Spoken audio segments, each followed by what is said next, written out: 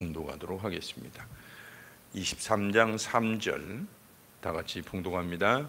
왕이 단 위에 서서 여호와 앞에서 언약을 세우되 마음을 다하고 뜻을 다하여 여호와께 순종하고 그의 계명과 법도와 율례를 지켜 이 책에 기록된 이 언약의 말씀을 이루게 하리라 하매 백성이 다 그 언약을 따르기로 하니라. 아멘. 오늘 열왕기하 23장 3절 말씀을 가지고 홍수 속에서라는 제목으로 여러분과 함께 은혜를 나눌까 합니다. 이번 집중호우로 많은 홍수와 산사태를 경험했습니다. 그래서 21일 현재 이 전국에 46명이 안타깝게도 사망을 하시고 또 4명이 실종을 하셨어요. 그래서 많은 유족들에게 아픔을 주고 있습니다. 이때 이 구조에 정말 애쓴 분들이 많습니다. 군부대, 소방대원들 총동원해가지고 이 어려움을 극복하려고, 그리고 조난당한 자들이나 실종자들을 찾아내려고 애를 썼어요. 그러다가 이 해병대원 한 분이 또 세상을 달리했죠. 안타까운 사건이었습니다. 이와 같이 매년 이 구조 활동을 벌이는 분들이 죽거나 어려움을 겪습니다. 어려움이 닥치면 모두가 다 온 힘을 다해서 안간힘을 다 쏟죠. 오늘 본문을 보면 이스라엘이 그 악의 홍수 속에서 이것을 막아보려고 안간힘을 썼던 한 왕이 나타납니다. 그 왕은 요시야 왕이에요. 이스라엘이 여러분들 하나님의 백성이고 복받은 나라라고 해가지고 왕들이 좋은 왕들만 있었다고 생각하면 큰 착각입니다. 조사를 해보면 북왕국 이스라엘은 19명의 왕이 있었고 남왕국 유다는 20명의 왕이 있었어요. 통일왕국 때 사울, 다윗, 솔로몬 빼고요. 근데 남왕국 20명 왕 중에 하나님 보시기에 그래도 그냥 그럭저럭 선한 왕은 불과 6명이었습니다. 6명. 그리고 그 중에 하나님의 특별히 하나님의 관심을 받고 하나님을 사랑했던 사람이 2명 더 있었는데 바로 히스기야 왕과 요시야 왕이에요. 그래서 8명의 왕 정도가 그래도 악하지 않고 선하게 하나님을 섬겼어요. 나머지 12명은 아주 언급하기도 힘들 만큼 악했어요. 그러면 북왕국 이스라엘은 어땠을까요? 19명의 왕이, 그 중에 선한 왕이 몇 명이나 있었을까요? 놀랍게도 한 사람도 없었어요. 0. 그야말로 1도 없었어요. 어떻게 하나님의 백성들이 이와 같이 그렇게 극악하게 타락할 수 있을까? 여러분, 권력을 잡으면 좀 사람이 변하잖아요. 근데 왕들은 누가 감시할 수 있는 시스템이 없어요. 요즘은 그래도 국민이 지도자를 뽑아놓으면 여러 단체나 또는 야당들이 감시를 하고 계속 조율을 해 나가잖아요. 근데 옛날에는 그런 것도 없어요. 그러니까 얼마나 극악하게 나라가 변할 수 있는지 상상을 초월합니다. 여러분, 이렇게 어떻게 보면 악의 홍수, 물밀듯이 불가항력적으로 그냥 밀려오는 그 큰 홍수를 이 몇몇 왕들은 막아보려고 애를 썼었어요. 히스기야 왕이 그랬고 그 증손자인 요시야 왕이 또 오늘 본문을 보면 얼마나 애썼는지를 몰라요. 요시야 왕은 그래도 어려서 이렇게 하나님을 믿기 시작했는데 왕이 되고 성전을 청소하기로 마음을 먹었어요. 이렇게 돼서는 안 된다. 우리 백성이. 그리고 이렇게 나라가 엉망이 된 건 다 우리 조상들의, 특히 왕들의 우상 숭배 때문이다 하고 이 성전을 청소를 하는데 성전에 막 우상을 갖다 놓고 난리가 아니었거든요. 기둥을 빼내고 막. 근데 거기서 하나님의 말씀 율법책을 발견합니다. 이 율법책을 발견하고 이 종교 개혁에 이제 속도를 붙입니다. 그래서 종교 개혁을 대대적으로 행해요. 그래서 구약의 종교 개혁은 이 요시야 왕 때가 가장 광범위하고 철저하게 했던 그런 개혁이었어요.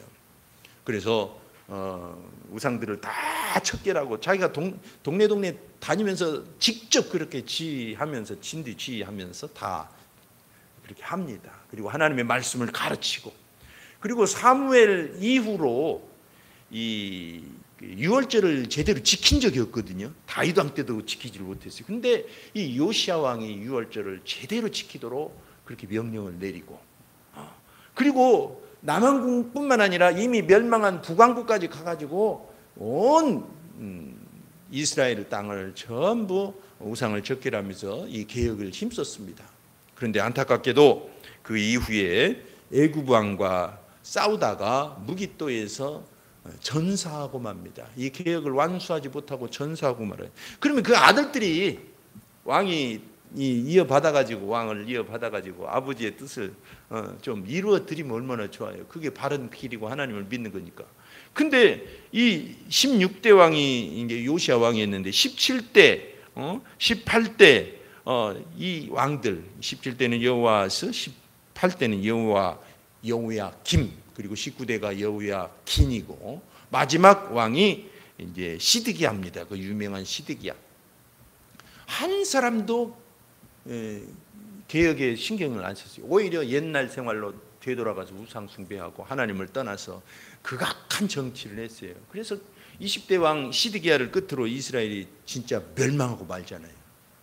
이 멸망에 대해서는 여선지 훌다를 통해서 하나님이 몇 차례 경고를 했습니다. 반드시 너희들 그렇게 했다가는 멸망한다. 막을 자가 없을 것이다. 그런데도 불구하고 요시야 왕은 어떻게든지 막아보려고 안간힘을 썼던 것입니다. 근데 그 간절한 소원과 노력을 완성하지 못하고 죽고 말죠. 여러분, 인생에서 이와 같이 정말 막을 수 없는 홍수, 영적 홍수들이라고 하면 뭐가 있을까요? 우리가 사는 세상에서 또는 우리 신앙생활에서 첫째로는 고난이라고 볼 수가 있겠죠. 고난, 환난. 마태복음 7장에 나오면 온갖 홍수에 대해서 나오잖아요.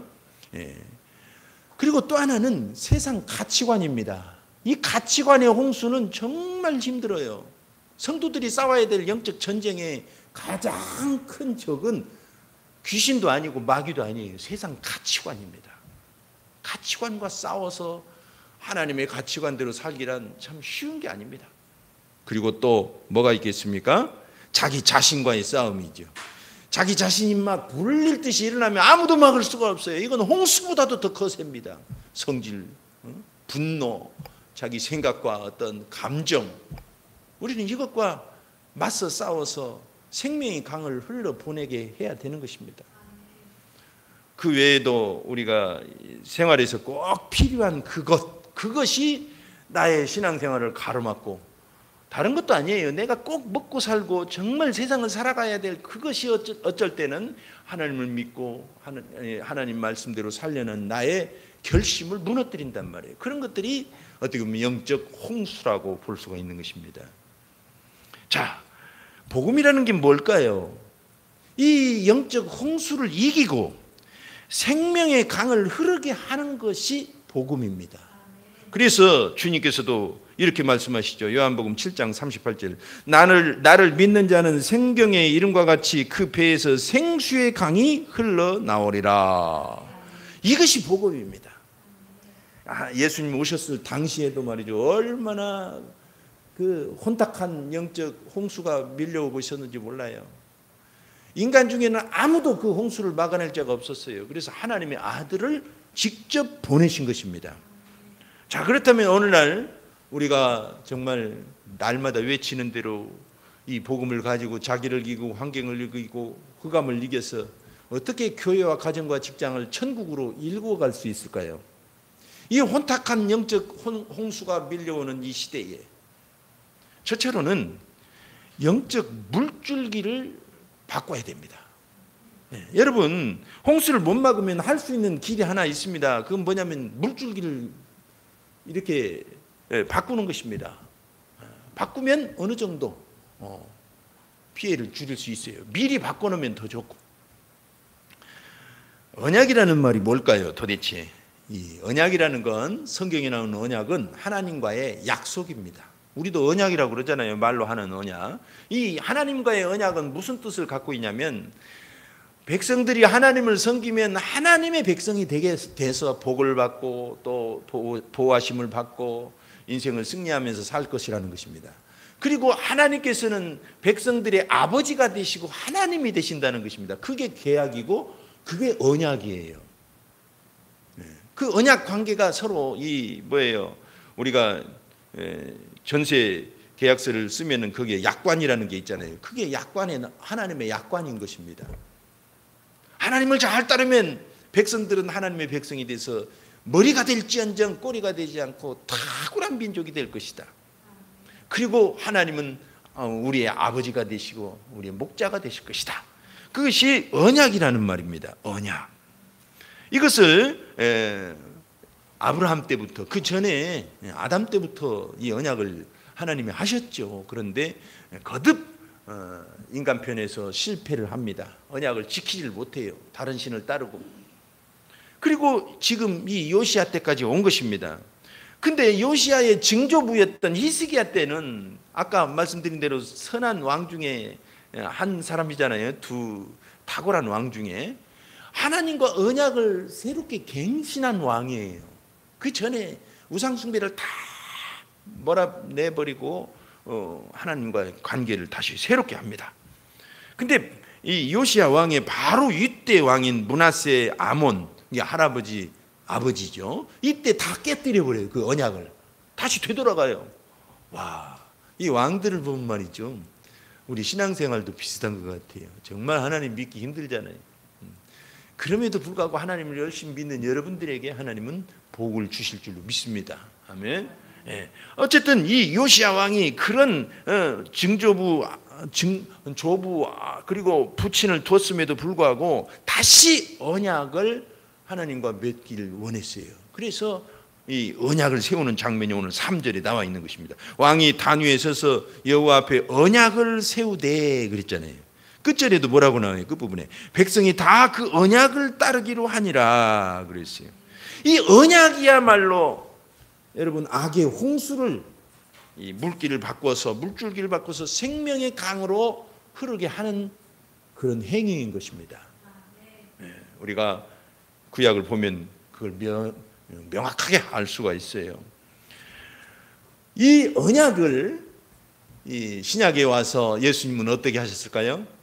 예수님 말씀하시기를 새 언약이라고 말씀하시면서 다시 우리에게 제시를 하십니다. 그 이단들이 말하는 그 새 언약 말고요, 그런 건 엉뚱한 겁니다. 예수님 뭐라고 하셨어요? 누가복음 22장 20절에 저녁 먹은 후에 잔도 그와 같이 하여 이르시되 이 잔은 내 피로 세우는 새 언약이니 곧 너희를 위하여 붓는 것이라. 아멘. 새 언약은 뭘까요? 옛 언약은 오직 이스라엘 백성과만 맺은 언약이에요. 그럼 이스라엘 백성만 구원받고 다른 모든 세계 사람은 어떻게 하란 말이에요? 그래서 예수님이 오셔서 세상을 사랑하셔서 모든 사람이 누구나 하나님을 섬기면 하나님의 자녀가 되고 하나님의 백성이 되고 하나님의 보호하심과 인도하심과 공급하심과 복을 누리게 될 거라는 게 새 언약인 것입니다. 여러분, 우리는 비록 유대인은 아닐지라도 예수 그리스도를 믿으면 예수 그리스도의 피로 인해서 새 언약의 당사자들이 되는 것입니다. 이것이 복음이에요. 이렇게 하는 것이 인생의 물줄기를 바꾸는 것입니다. 구약에서도 이렇게 해서 영적 물줄기를 바꿨던 것처럼 오늘날 신약에서도 인생을 살아가면서 도도히 흐르는 세상의 흙탕물을 바꾸는 길은 오직 예수님과 새 언약을 맺고 예수님을 따르는 그 길밖에 없는 것입니다. 예수님이 생명의 강이 되셨던 것입니다. 그래서 인생의 불가항력적인 홍수, 이것을 생명의 강으로 어떻게 물줄기를 바꾸느냐? 로마서 6장 6절에도 우리가 알거니와 우리의 옛사람이 예수와 함께 십자가에 못 박힌 것은 죄의 몸이 죽어 다시는 우리가 죄에게 종노릇 하지 아니하려 함이니. 죄에게 종노릇, 여러분 죄 안 지려고 노력하죠. 하지만 죄라는 건 그렇게 호락호락하지 않습니다. 강한 의지와 능력이 있어가지고 우리의 힘으로는 죄를 이길 수가 없는 것입니다. 이기려는 폼은 잡을 수 있어요. 어느 정도 이긴 것 같지만 다시 넘어집니다. 이 일을 어떻게 하는 것입니까? 오직 예수님의 피로 죄성을 이겨나가는 것입니다. 그리고 성령의 도우심으로 로마서 8장 2절 말씀처럼 생명의 성령의 법이 죄와 사망의 법에서 우리를 이기게 하시는 것입니다. 여러분, 우리 힘으로 이기지 못합니다. 그것이 바로 죄의 종노릇을 이기는 새로운 물줄기가 되는 것입니다. 여러분, 죄를 이기려고 도를 닦고 참선을 하고 요가를 하고 별 방법을 다 써도 안 됩니다. 죄는 스스로 이길 수 없습니다. 윤리 도덕을 가르쳐도 안 돼요. 몰라서 행하는 게 아니라 행할 능력이 없어서, 죄를 이길 수가 없어서 못하는 거예요. 이걸 어떻게 하신다고요? 십자가에서 우리의 죄성을 꺾으시고 성령의 도우심을 주시기 때문에 우리가 가능해지는 것입니다. 그래서 로마서 8장 21절 보면 그 바라는 것은 피조물도 썩어짐의 종로로 단데서 해방되어 하나님의 자녀들의 영광의 자유에 이르는 것이니라 그랬어요. 그래서 우리가 예수를 믿는다는 건 뭘까요? 죄의 종노릇, 운명의 종노릇, 인생의 종노릇, 그 혼탁하게 도도히 흐르는 영적 홍수를 물 바꾸면서 이렇게 물줄기를 바꿔서 하나님의 자녀의 영광에 이르는 이 생명의 강을 누리는 것입니다. 이게 복음인 것입니다.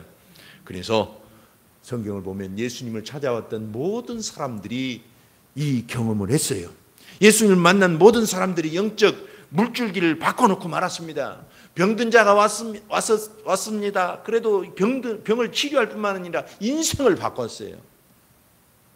가난에 쪄들어서 정말 갈릴리 출신들, 희망 없이 살아가는 그들에게 예수님이 찾아가셨을 때 그들은 희망을 가지고 삶을 개척해가기 시작했습니다. 이게 영적인 물줄기인 것입니다. 할렐루야. 예수님을 만날 때 영적인 물줄기를 바꿀 수가 있는 것입니다. 그래서 날마다 우리는 예수님 앞에 서고 날마다 우리는 우리를 점검해서 우리 물줄기가 어디로 흐르는지를 바라보는 것입니다. 생명의 물줄기가 흐르기를 축원합니다. 로마서 5장 17절 보면 한 사람이 범죄로 말미암아 사망이 그 한 사람을 통하여 왕노릇하였은즉 뭔 말입니까? 사망의 홍수가 밀려 닥쳤단 말이에요. 아담에 의해서. 그러나 한 사람 아담에 의해서. 그러나 더욱 은혜와 의의 선물을 넘치게 받는 자들은 한 분 예수 그리스도를 통하여 생명 안에서 왕노릇하리로다. 예수님이 생명의 강 물줄기를 가지고 오신 것입니다. 그분이 생명의 강이 되신 것입니다. 홍수가 나거든, 여러분 영적인 홍수, 인생의 홍수를 만나거든 예수님 안에서 영적 물줄기를 바꿉시다. 두 번째로 이 생명의 강물은 유지하고 보수를 해야 됩니다. 그게 중요한 거예요. 이번에 안타깝게도 오상 지하차도에서 침수 사고가 있었잖아요. 그래서 도합 14분이 돌아가셨어요. 너무나 안타까워요. 보면 공무원들이 최선을 다하지 않은 것 같아요. 신고가 여러 차례 들어갔습니다. 엉뚱한 데 가서 변명만 하고 있었습니다. 그래서 이번에 18명을 수사하고 63명을 징계하기로 했어요. 감시, 감독 이거 미리 안 했다고. 여러분 물론 그들이 최선까지는 아니어도 기본만 했었더라도 좋았을 뻔했어요. 그죠? 근데 기본도 안 하신 거죠. 우리는 이 오늘 본문을 보면 최선을 요구하시는 것을 봅니다. 하나님은 최선을 요구하셔요. 모든 율법은 최선을 요구하셔요. 오늘 3절 중반을 좀 보면은 마음을 다하고 뜻을 다하여 여호와께 순종하라 그랬죠. 마음과 뜻을 다한다는 건 뭐예요? 최선을 다한다는 거예요. 이거 쉬운 일 아닙니다, 여러분. 근데 놀랍게도 성경은 최선을 요구해요. 이 요구하는 것입니다. 신명기 6장 4절에서 9절을 인용해서 오늘 이 말씀을 하신 것입니다. 너희 마음과 목숨과 뜻을 다하여 주 너희 하나님을 사랑하라. 예수님도 이 말씀을 가지고 우리에게 교훈하셨습니다. 마태복음 22장 37절 38절. 이것이 첫째 되고 크고 첫째 되는 계명이라고 말씀하셨어요. 이와 같이 여러분 성경은 최선을 다하라고 하십니다. 율법을 통해서. 그런데 그 하나님의 요구를 충족시킨 사람이 몇 명이나 될까요? 최선을 다하라고. 물론 최선을 다하려는 마음 자세는 많은 사람들이 가졌어요. 그러나 하나님의 기준에 최선을 다한 사람은 구약에 1도 없었다는 것입니다. 그래서 로마서 3장 23절에 모든 사람이 죄를 범하였으며 하나님의 영광에 이르지 못하더니 라고 말씀하셔요. 다윗도 최선을 다했지만 하나님의 기준에는 아닙니다. 다만 그의 자세와 태도와 믿음을 보시고 받아주신 거예요. 구약의 인물들은 다 그랬어요. 이 요시아도 마찬가지입니다. 최선을 다했습니다. 하지만 완성했어요? 못했어요? 못한 겁니다. 이 최선이 바로 어디에서 완성됐냐면 예수님에게서 완성이 되는 것입니다. 예수님만이 율법의 요구를 다 이루신 분이에요. 구약의 율법을 이룬 사람이 아무도 없습니다. 예수님이 오셔서 1.1획도 감하지 않고 다 이루셨어요. 그분 말씀하셨잖아요. 나는 와서 율법을 폐하라는 게 아니라 완성하러 왔다고 그러셨잖아요. 네, 완성하셨어요. 최선을 다해서 우리에게 최선을 가르치시고 요구하셨지만 최선을 다하는 태도를 보시고자 하는 거지 최선을 기대하는 거 아닙니다. 하나님이 그 아들을 보내셔서 최선을 완성시키셔요. 오직 예수님만 하나님의 기준에 맞는 최선을 하신 분입니다. 그래서 죽기까지 충성하셨다고 빌립보서 2장 8절에 말씀하셔요. 이름으로써 하나님은 예수님을 우편에 앉히시고 최선의 승리자로 그렇게 삼으신 것입니다. 그럼 우리는 어떻게 해야 될까요?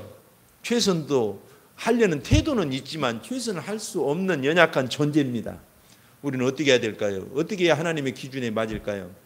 그것은 바로 마음과 뜻을 다하여 순종하시고 최선을 다하신 예수님께 잘 붙어 있으면 되는 것입니다. 그게 맞잖아요. 여러분, 승리의 반열에 서는 것은 승리자 편에 서면 되는 거예요. 축구선수 11명이 다 금메달 받는 이유가 뭡니까? 한 팀이기 때문에 그래요. 우리도 예수님이 승리하셨기 때문에 예수님께 잘 붙어 있으면 우리도 한 팀이 되는 것입니다. 승리자가 되는 것입니다. 이기는 자가 되는 거예요. 어떤 이단들이 말하는 그 이기는 자 아니고. 우리는 여러분 축구에서 공 한 번도 차지 못하고 넣기는커녕 한 번도 못 찼더라도 한 팀이면 금메달 받아요. 이기면. 마찬가지입니다. 우리는 이 세상에서 정말 이룬 거 없고 최선을 다했다고 하지만 하나님 기준에 정말 부족하지만 우리가 상급을 받고 하나님의 인정을 받는 이유가 뭡니까? 예수님께 붙어 있기 때문입니다. 그래서 우리를 성도라고 하시는 거예요. 우리가 유지보수한다는 건 다른 게 아닙니다. 날마다 내가 예수님께 잘 붙어 있는지 점검하는 것입니다. 그러면 되는 것입니다. 예수님께서 마태복음 16장 24절에도 이에 예수께서 제자들에게 이르시되 누구든지 나를 따라오려거든 자기를 부인하고 자기 십자가를 지고 나를 따를 것이니라 그러셨어요. 이 따른다는 거 오늘 본문에 순종한다는 말이 따른다는 뜻입니다. 그래서 따른다는 말을 순종한다라고 번역을 했어요. 좀 더 강조하기 위해서. 그러니까 결국은 따르는 것은 순종하는 것이고 순종하는 것은 따르는 것입니다. 우리가 순종하고 싶지만 정말 내가 다 순종을 했는지 좀 스스로 좀 부족함감을 느낄 때도 있잖아요. 그럴 때 내가 잘 따르고 있는가를 보면 되는 거예요. 부족하지만 내가 잘 따르고 있다면 나는 하나님께 순종하고 있구나라고 믿고 주님 앞에 기쁜 마음으로 서시기를 바랍니다. 그게 중요한 거예요. 사도행전 11장 23절에 그가 이르러 하나님의 은혜를 보고 기뻐하여 모든 사람에게 굳건한 마음으로 주와 함께 머물러 있으라 권하니 이렇게 표현하죠. 사도들이 이제 개척을 하고 떠나고 개척을 하고 떠나고 이렇게 훈련시켜서 떠나고 그러거든요. 그럴 때 이제 언제 볼 줄 모르니까 당부하는 말이 뭐예요? 굳건한 마음으로 주님과 함께 머물러 있어라. 지난번 번역 개역성경에는 주께 붙어 있으라 이렇게 말을 했어요. 그것이 우리 신앙생활을 유지 보수하는 길입니다. 주님께 잘 붙어 있으면 생명의 강을 유지할 수 있습니다. 그리고 끝으로 어떻게 해야 될까요? 우리는 먼저 영적 물줄기를 바꿨습니다. 그리고 예수님께 계속 붙어 있으면서 영적 물줄기를 유지 보수합니다. 그리고 끝으로 어떻게 해야 되냐면 기어이 생명의 강을 이루도록 우리는 마음 먹어야 되는 거예요. 항상 기어이. 그런 유명한 말이 있죠. 내일 종말이 올지라도 나는 오늘 한 그루의 사과나무를 심겠다. 누가 한 말이에요? 철학자 스피노자가 한 말로 그렇게 이해하고 있죠. 근데 사실은 그보다 먼저 150년 전에 마틴 루터가 자기 일기장에다, 그리고 그 사람 묘비명에 이 말이 딱 써져 있어요. 그래서 마틴 루터가 제일 먼저 했던 사람이에요. 그러니까 내일 종말이 올지라도 나는 기어이 오늘 사과 한 그루를 심고 죽겠다 이거예요. 내일 종말이면 무슨 소용이에요. 그러나 희망을 갖고 내가 할 일을 하겠다는 것입니다. 기어이 사과나무를 심겠다는 거예요. 얼마나 기가 막힌 믿음인지 모르죠. 이 믿음을 오늘 요시야가, 사실은 요시야는 아까 말씀드린 대로 훌다 선지자에 의해서 이스라엘이 멸망할 걸 예언 받았습니다. 그리고 또 지금 이 흐르는 영적 흐름을 내가 최선을 다하지만 정말 개혁되면 좋고, 그렇지 않으면 다시 원위치 될 것을 짐작했을지도 몰라요. 하지만 포기하지 않고 어떻게 했어요? 끝까지 개혁을 정진한 것입니다. 우리 신앙생활에서도 꼭 그게 필요해요. 우리는 말이죠, 요시야의 정신을 꼭 이어받아야 됩니다. 오늘 먼저 중간 말씀을 읽어보면 그의 계명과 법도와 율례를 지켜 이 책에 기록된 이 언약의 말씀을 이루게 하리라 하며 그 결심을 표현하고 있어요. 요시야의 정신은 그래서 기어이 말씀을 이루자 이것입니다. 어떤 일이 있어도 내일 종말이 온다 할지라도 기어이 말씀을 이루자. 이것이 이스라엘에 있어서 마지막 선한 왕 요시야의 개혁 정신이었습니다. 하지만 이것이 실패했어요. 어땠어요? 그가 전사하자마자 다시 실패로 돌아가죠. 이것을 누가 완성시킵니까? 예수님이 완성을 시키신다. 그렇게 우리는 믿어야 되는 것이에요. 구약의 모든 예언과 그런 회복의 성취는 부분적으로 이루어졌어요. 부분적으로. 완벽하지 않았어요. 언제 완벽하게 이루어집니까? 예수님 때 완벽하게 이루어지는 것입니다. 그래서 이 기어이 말씀을 이루고자 하는 그것을 예수님이 이루셨다는 것을 우리는 믿음으로 받을 수가 있는 것입니다. 예수님 그렇게 사셨거든요. 정말 기어이 말씀을 이루려고 사셨어요. 마태복음 26장 54절 보면 내가 만일 이렇게 하면 이런 일이 있으리라 한 성경이 어떻게 이루어지겠느냐 하시더라. 그래서 하나님께서 미리 구약에 말씀하신 대로 예수님이 다 이루시려고 모든 최선을 다하신 거예요. 하나님의 뜻이라면 다 이루어야 된다고 그렇게 믿고 기어이 다 성취해 가신 것입니다. 이게 예수님의 정신이었어요. 그래서 예수님 때 이루어서 완성된 것입니다. 그리고 마태복음 6장 10절에도 우리에게 그렇게 살으라고 기도를 통하여 이렇게 가르쳐 주십니다. 나라가 임하시오며 뜻이 하늘에서 이루어진 것 같이 땅에서도 이루어지다. 아멘. 그러니까 우리 성도들이 주기도문을 날마다 하잖아요. 기도라는 건 뭐예요? 그렇게 되기를 바라는 것인과 동시에 그렇게 살겠다는 결심입니다. 나는 주님의 뜻을 이루어 달라고 하면서 나는 그렇게 안 살면 안 되겠죠. 내가 정말 하나님 건강하게 살겠습니다 하면서 건강관리 안 하면 안 되겠죠. 그렇죠. 내가 정말 재정적으로 부하게 살겠습니다 하고 계속 하늘에서 떨어지기만 기다리면 안 되겠죠. 하나님이 지혜를 주실 줄 믿고 이 땅에서 재정의 영역들을 정복해가고 정말 어떻게 하면 부의 그런 어떤 시스템을 준비하려고 애를 쓰겠죠. 그것입니다. 그런 것처럼 예수님께서도 우리에게 기도를 통해서 가르쳐 주셨다는 것은 그렇게 살도록 우리에게 요청하신 것입니다. 어떻게? 하나님의 뜻을 기어이 이루도록 하자는 것입니다. 하나님의 뜻이 뭘까요? 우리는 막 천지를 개벽하는 그런 어려운 일로 생각하면 안 됩니다. 혹시 막 하나님께서 지구 반대편에 가가지고 선교하라고 그러실까 그런 걱정 안 하셔도 됩니다. 하나님의 뜻은 우리가 날마다 외치는 대로 가정과 교회와 직장을 천국으로 일궈가는 것입니다. 내게 가장 가까운 주변을 천국으로 만들어가는 게 하나님의 뜻이에요. 건강이 나쁜 사람은 건강부터 회복해야 되겠죠. 그리고 재정이 어려운 사람 하나님께 기도하세요. 재정을 극복하고 정복하도록 넉넉히 쓸 수 있는 어떤 그런 것들을 열어가도록 하나님의 뜻입니다.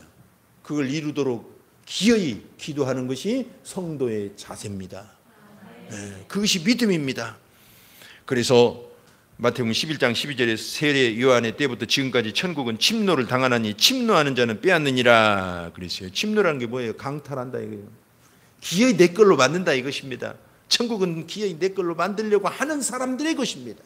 할렐루야. 우리는 내 인생의 물줄기를 기어이 바꾸고자 결심합니다. 물론 좋은 물줄기도 있을 거예요. 부모님으로부터 좋은 정신적 유산, 신앙의 유산을 받은 분들도 있습니다. 그러나 그렇지 못한 분들도 있어요. 그렇지만 이제는 예수님 안에서 물줄기를 바꿔놓고야 만다는 것입니다. 기어이 내 인생을 정말 승리의 삶으로 만들어 놓고야 만다는 것입니다. 이것이 우리의 정신이 되어야 될 줄로 믿습니다. 성경에 보면 예수님을 만난 사람들은 기어이 인생을 바꿔놓고 말았어요. 배부른 자들은 안 그랬어요. 물론 돈이 많은 사람이라고 배부른 건 아닙니다. 갈급해서 예수님 찾아왔던 사람들이 의해 주려고 목마른 사람들이었어요. 그런 사람들은 어느 뭐로든지 바뀌어져 가기 시작했습니다.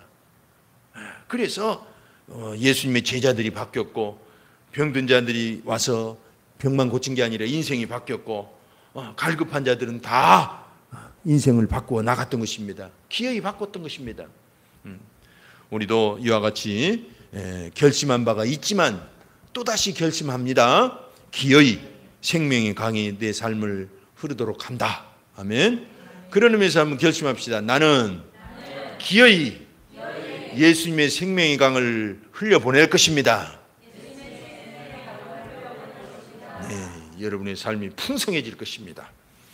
지금 인류가 당면한 3대 홍수라고 그러면 기후 문제, 식량 문제, 전쟁의 문제입니다. 기후 문제는 아주 긴박한 거예요. 지금 아마 골든타임을 놓친 것 같아요. 저는 전문가가 아니지만 이미 수십 년 전부터 35년도 되면 50년도 되면 이런 일이 생길 거라고 그랬는데 지금 엄청 앞당겨져 버린 것입니다. 그래서 우리가 이건 뭐 내게 상관없는 일이라고 생각될지 모르지만 우리 세대까지는 그래도 좀 그래도 자연을 누렸었어요. 근데 앞으로의 세대가 누리고 건강하게 살려면 이 문제도 해결해야 되겠죠. 안간힘을 다 쓰고 있어요. 또 전쟁 문제, 식량 문제, 이런 문제. 하지만 영적 홍수도 있습니다. 우리 교회가 관심을 갖는 건 바로 영적 홍수예요. 이 인류가 당면한 홍수들은 모두가 다 신경을 써야 되지만 이 영적 홍수는 오직 교회밖에 해결할 길이 없는 것입니다. 그건 뭘까요? 세상의 부정부패가 영적 홍수라고 볼 수가 있습니다. 인권을 이상하게 꼬아가지고 이상하게 지금 돌아가고 있잖아요. 그런 것들도 바꿔놔야 됩니다. 그리고 성도덕, 동성연애 아주 대구까지 이렇게 막 퀴어 축제하고 보면 어떻게 되려고 그러는지 이건 교회의 관심거리고 기도거리가 되는 것입니다. 그리고 이단들, 아주 이단들 많잖아요. 그리고 하나님에 대한 무관심, 이것이 어느 때보다도 지금 팽배되어 있습니다. 이것들이 영적 거대한 홍수인 것입니다. 우리는 이 홍수를 막기 위해서 기도하는 것입니다. 그리고 개개인의 성도들이 어떻게 하면 이것을 이겨나갈 수 있을까요? 우리가 한 사람이 어떻게 합니까? 바로 우리가 예수님 안에서 한 사람 한 사람이 은혜를 누리면서 행복하게 행복을 찾아가고 행복을 일궈가면 되는 것입니다. 아시겠죠? 우리가 뭐 큰 걸 한다면 좋지만 우리가 할 수 있는 일은 우리의 삶을 일궈가는 것입니다. 그럴 때 생명의 강줄기를 우리에게서 흘려보내게 하고 나도 먹은 그 생명의 물을 누군가도 먹을 수 있다면 그 사람도 또 인생이 바뀔 것이고 그렇게 바뀌다 보면 세상은 분명히 좋아질 줄 믿습니다. 이 시간 한번 기도하겠습니다. 이상기후로 세계 곳곳에서 홍수가 날립니다.